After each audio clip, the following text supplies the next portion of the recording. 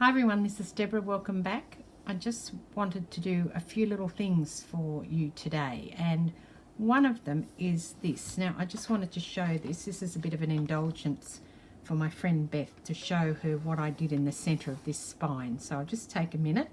I put some paper in there and then I stuck some washi down either side. So that hopefully cleared that up for you. I think that's the journal that you were asking about. Then the second thing is, I've been asked about my Helmer's glue and how come I can put it on so easily. Now, the answer is that I don't put it on that easily. It's all smoke and mirrors. I edit out the bits where I've got the bottle and I'm shaking it like this to get it down. So the best way to use this is to get it down into the bottom just by holding it up. Don't leave it like this because it will leak out, and I tell you that from experience. And then you can undo the cap and use it without having to really trying to squeeze it. It will come out. The other thing I do is, as it gets down a bit more and they get a bit, down to half empty, because I've got probably 5 or 6 of these on the go at once, I then put the rest of one into the other, and I have a little tiny funnel to do that. So I just sit the funnel in there and put it in, and I find it helps if the bottle's fuller. The other thing is, yes, I do get strings, and you'll see me pulling the strings off things as you move from one to the other. This very thin ribbon of glue will appear. And also, between usages, I hold it up, when I put it back on the table, it bubbles up on top. So it does do that. It does that to me, it does that to everyone, I think. But if you know a way to stop that, I'm sure somebody will let me know. But in terms of being a good glue, it's a great glue. I don't know if Fabri-Tac would do that as well, but we can't get Fabri-Tac here in Australia, so that's why I use the Helmer's as the sort of similar. I think it's a similar thing from what I've seen. Now, I also have some other things to share with you. So one of them is this, which is these envelopes that I ordered the other day. Now, if you watch to the end of the video, you would have seen that I'm doing a giveaway on them. I didn't announce it, I just let people comment as they went through. But I am doing a giveaway, and I'm going to draw that now. So I'll just pop them back in, into the sleeve so they stay nice and clean, and I'll send them off depending on who they're going to, as to when I can send them off. So this is the video that I did. I'm just going to share and grab the URL, copy. I haven't done this on my phone before, so bear with me. And then I have opened the comment picker. So I'm doing it on my phone because when I do it on the computer, I don't know how to bring that together with the other video. I do, but it's all a bit fiddly. So let's go down to the bit where it says paste the link. So I'll put this in here and hopefully paste. That's it. Done. And then get comments. I think there were 40 something. Maybe there weren't. Oh no, there were only 19. Look at that.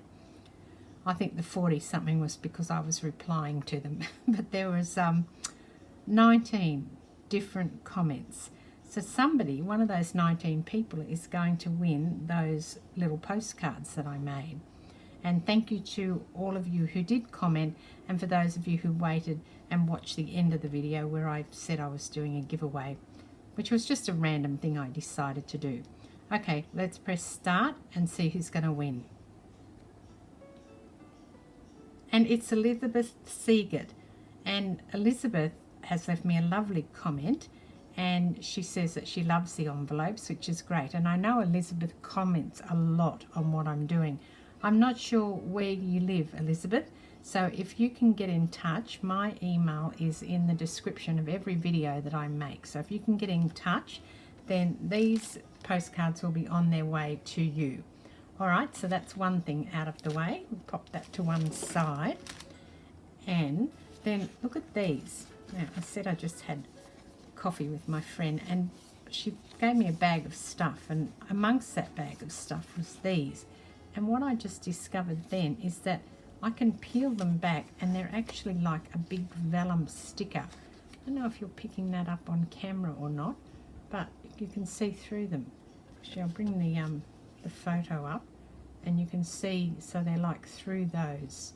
Aren't they wonderful? I wonder what they were at first, because they're kind of about the size of a postcard, and then I realised that they were actually a sticker. So thanks, Beth, once again. Your generosity is just amazing, and I'm sometimes, you know, it's a bit overwhelming because she always gives me the most lovely things, and I'm not going to show you the rest, but she did give me a couple of other things that are really great too, so thank you. And these stickers are just beautiful, so I'll definitely be using them. Lovely butterfly ones, and black and white ones are really nice too. So there you go. They are the stickers that I just got given. Now on to today's project after that. So I found a Polaroid, and I thought I might do a faux Polaroid photo, but I wanted to be true to the size of the photo, you know, the Polaroid itself. So this is a really old Polaroid taken with a camera that I used to own, and I know that it would have been taken about 40 odd years ago, because that's my daughter who's now 41, and that's her cousin Jonathan, who just became a grandpa. So it was a long time ago. So here you go, and that's my dad in the middle, in case you're wondering.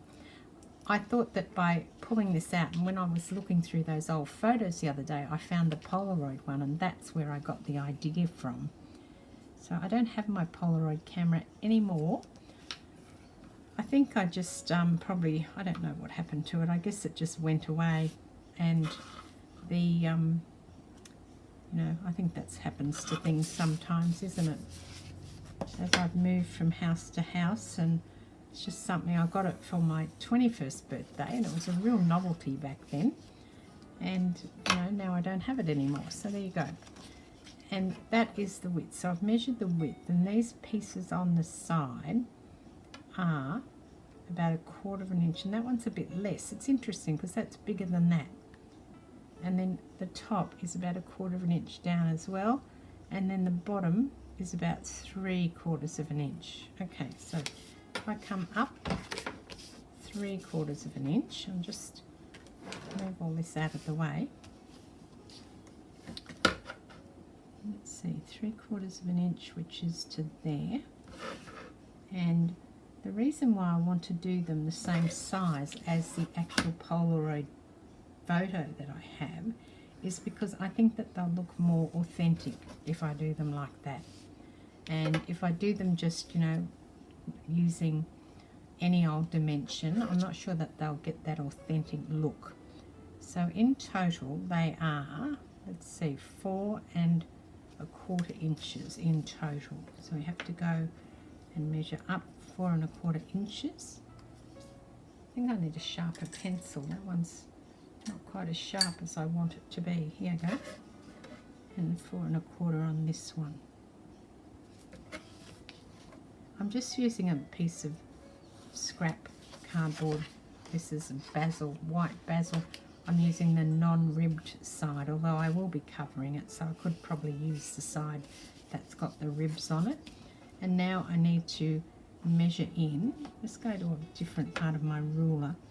I need to come in 1/4 of an inch on each side then.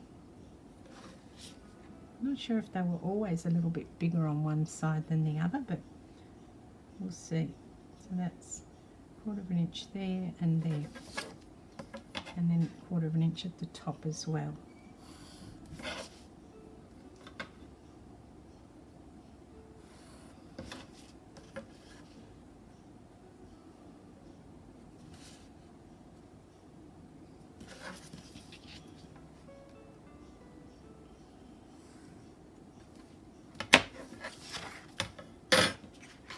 That line's a bit crooked. I don't know what I've done there, but I haven't measured it correctly, so let's try again. That's 1/4 of an inch there. I measured this one too low maybe. Oh yeah, I have. It just needs to be straightened up.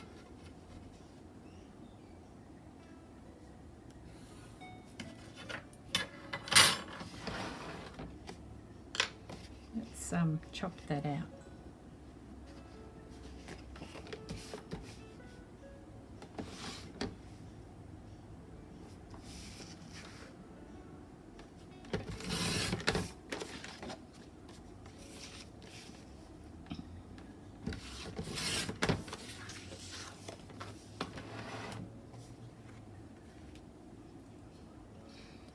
I have a photo that I pulled out of a book, and I thought maybe I could use this one. Is it the right size? So let's see if it's going to be the right size. It's pretty much going to be spot on in terms of the width, so that's why I thought that I could use that. I'm not going to cut that out. I could cut that out and put the photo behind, but I think I'm going to leave it because I think it'll be a lot easier if I leave the photo on top of it. It'll be easier to position it, and that's why I'm going to do that. So I just wanted to work out where this has got to go now.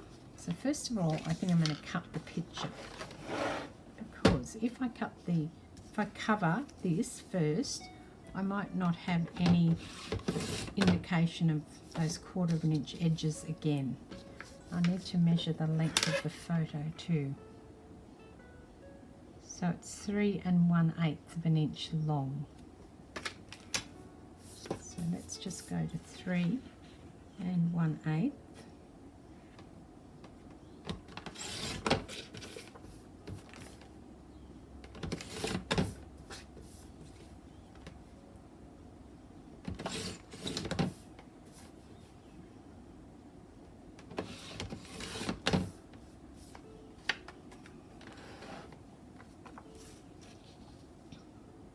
I don't think I've measured that properly because that's not big enough now, is it?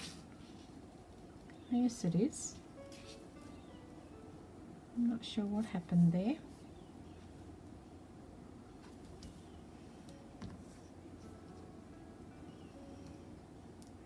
I think I've come up from the bottom at the wrong amount. Yes, I think I didn't measure the bottom part correctly. So it's actually from the bottom, actually got to come up. It's a bit of a weird measurement, unfortunately. Anyway, I think that'll be fine because I've cut the picture out, and if I put the picture on top of here, I probably didn't even need to measure that. That's the right size. So I'm going to put the picture on top of here, making sure I've got my 1/4 inch at the top, and then that bottom section is going to be the correct size. Yeah, that's, I think one side is a bit smaller than the other, but I'm just going to put it in the center like that. So now I'm going to decorate this piece first. Just move that out of the way, and I will just put down some paper on it. This is just some little scraps I had lying around that I wanted to use up.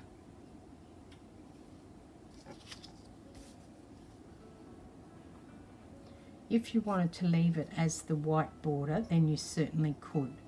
I think it would look fine either way.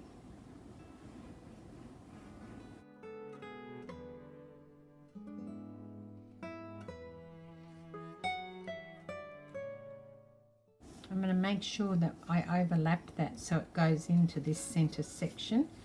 I don't want to end up with the paper not being in the correct spot. This one down here. So I want to make sure that I get into that square. So I think I probably do need to draw that so that I know where to put these, otherwise I might not hit that spot well enough. I think I'm going to have to get some more different ones out though, so that I can really get some stuff happening here. I'm going to turn that one up that way. And I've got some here. Let's see what we've got here.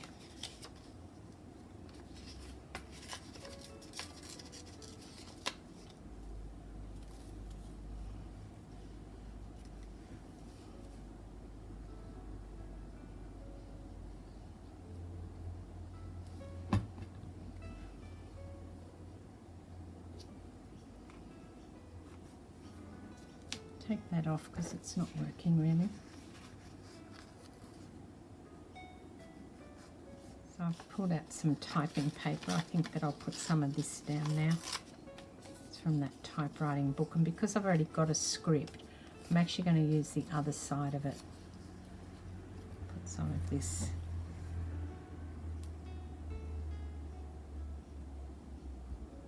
Now if you want to, you could cut that centre part out and put your photo at the back. It certainly would be easier in terms of measuring up a photo if you did that. You wouldn't have to get that measurement correct, but then you've got the other thing of having to cut it out so that it's really well cut, you know, sort of like half a dozen of one and 6 of the other. Depends what you want to do, really.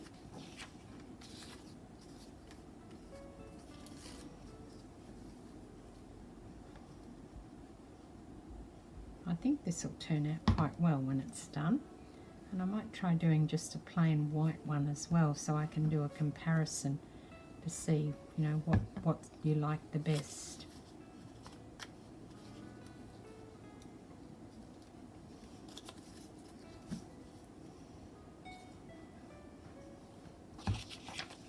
Another little bit down here. And then a piece of the rest of this, I think. I'll just grab a little piece here. I don't need much.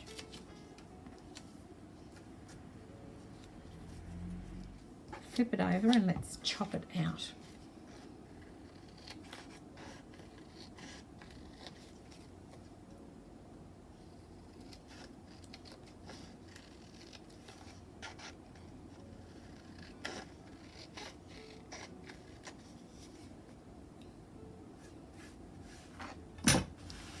Now I'll stick the photo on and we'll see if it looks any good.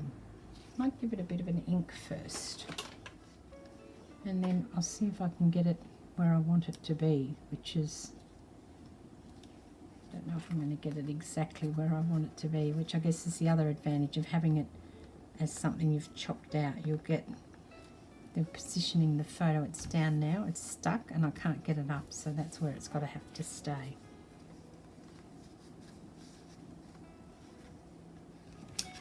There's the original. It's quite a good size, actually. I think it's quite nice in terms of its the way that it looks with the measurement, you know, with that much sort of around it and the bigger piece at the bottom.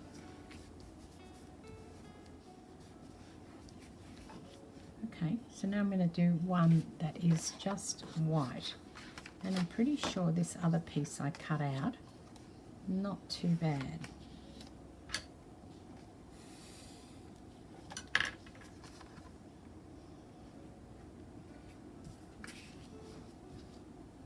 I'm not going to measure this time. I'm going to just use the photo and just do a bit of a line around it.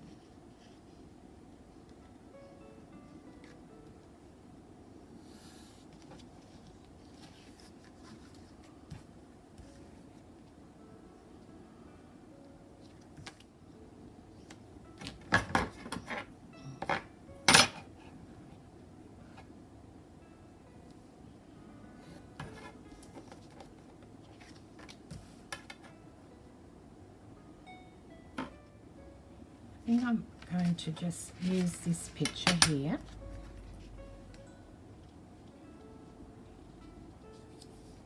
And I will draw around it as a starting point.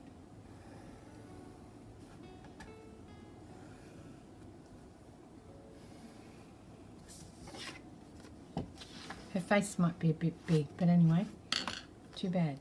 I just want to check the size on this photo again, because I'm using quite a large face. I'm not sure it's going to work. So it's 3 and 1/8. I'll have to move this over a little bit. I also think this is too long. Oh, it's way too long. Let's chop some of it off.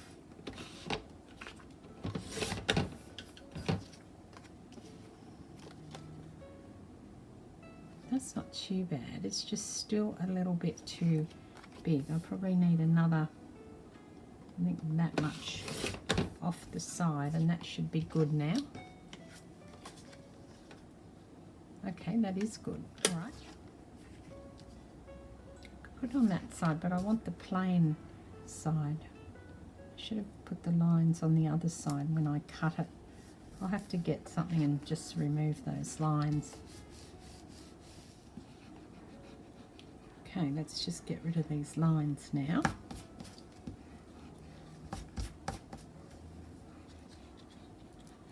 As I said, what I should have done was to do the cutting and make the lines on the reverse. It's only because this paper's got ribbing on the back. I don't want to turn it over. I want that clean look. I don't want a ribbed look. What do you think of that one? I think that's pretty good. But I want to write something on here. Now, I don't have good handwriting at all. I've never learnt to running right, as they say. I never learnt cursive at school. And with the result, all I can do is print. I don't want to print. I want to put like a name on it. Like, I don't know, what's an easier name to write? Just practice first. Not the end of the world. I can always just put it on, you know, cut it out and put it on another piece. But now I've gone to the trouble of putting it on there. I would like to actually do this. So I was thinking Betty. It's Betty easy to write. Hang on. Is that all right? Not great, but might be okay. And then I was going to write like Rome 1960 or something like that, or just 1960. Okay, well, here goes nothing. Okay.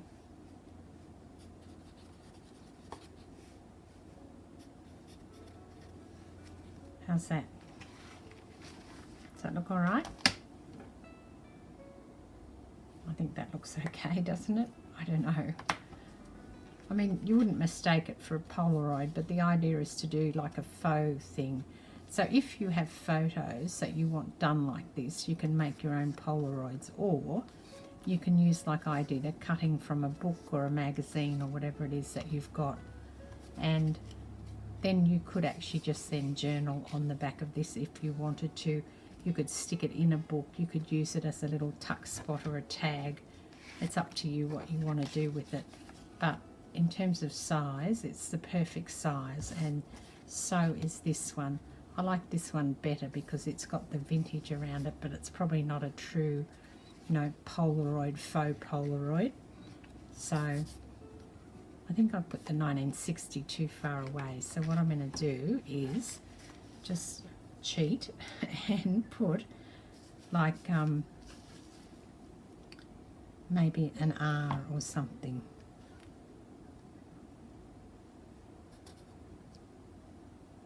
Yep, like that. So it's a bit closer to the 1960, and that probably makes it, to me, more of a Polaroid, because we always used to write on the bottom. That's my mum's writing.